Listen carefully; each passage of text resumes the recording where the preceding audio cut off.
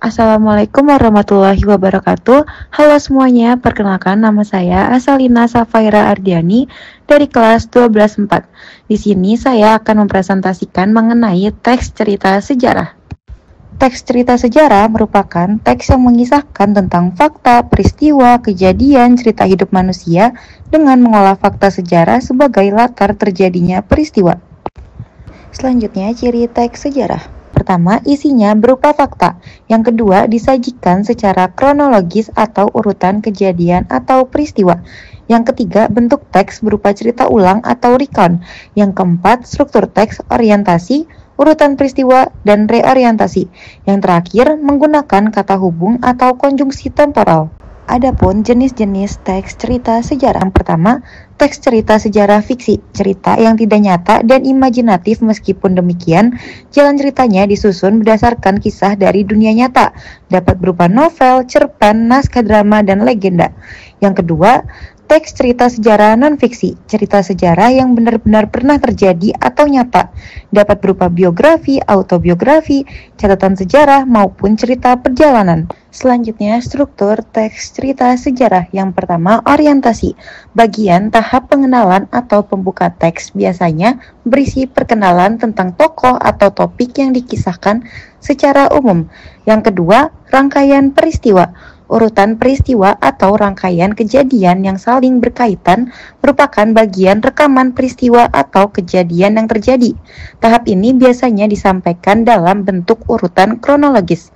Yang ketiga, reorientasi atau penutup teks dapat berisi akibat kesimpulan, penilaian, atau opini dan komentar penulis tentang peristiwa sejarah yang diceritakan dalam teks. Selanjutnya, kaidah kebahasaan. Yang pertama, pronomina digunakan untuk menggantikan benda atau menamai seseorang atau sesuatu secara tidak langsung.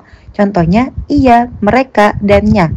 Yang kedua, verba material untuk menunjukkan aktivitas fisik atau perbuatan nyata yang dilakukan partisipan. Contohnya, memimpin dan menyerang. Yang ketiga, verba tingkah laku atau kata kerja yang mengacu pada sikap yang dinyatakan dengan ungkapan perkataan atau verbal. Contoh, merasa dan percaya. Selanjutnya, keterangan waktu atau tempat atau peristiwa kata yang menunjukkan kejadian atau peristiwa, waktu dan tempat. Contoh, pada tahun 1945 di Jakarta. Selanjutnya, keterangan waktu lampau. Kata keterangan waktu yang menyatakan waktu yang sudah lalu. Contoh, saat itu lebih dari 400 awak kapal yang hampir semuanya berasal dari Eropa terlibat di dalamnya. Selanjutnya, konjungsi temporal untuk menyusun urutan peristiwa yang diceritakan. Contohnya, setelah itu, kemudian, dan pada akhirnya. Yang terakhir, kalimat simpleks, kalimat yang hanya terdiri atas satu verba utama yang menggambarkan satu peristiwa. Contohnya, korban jiwa dari pasukan Inggris pun tak sedikit. Adapun unsur pembangun teks cerita sejarah. Unsur pembangun ini dibagi lagi menjadi dua. Yang pertama, unsur intrinsik, yaitu elemen dalam teks seperti tema, alur, tokoh, sudut pandang, latar, dan amanat yang membentuk cerita. Yang kedua, unsur ekstrinsik, yaitu faktor luar teks seperti sejarah pemerintahan, gaya penceritaan, agama, politik, ekonomi, dan sosial yang memengaruhi isi cerita. Adapun nilai-nilai yang terkandung dalam teks cerita sejarah. Yang pertama, nilai budaya. Yang kedua, nilai sosial. Yang ketiga, nilai moral. Yang keempat, nilai agama. Yang kelima, nilai religius. Yang keenam, nilai estetis. Dan yang terakhir, nilai pendidikan. Selanjutnya, ada cara membuat infografis tokoh. Yang pertama, memilih pokok permasalahan, tema, atau topik sesuai tujuan.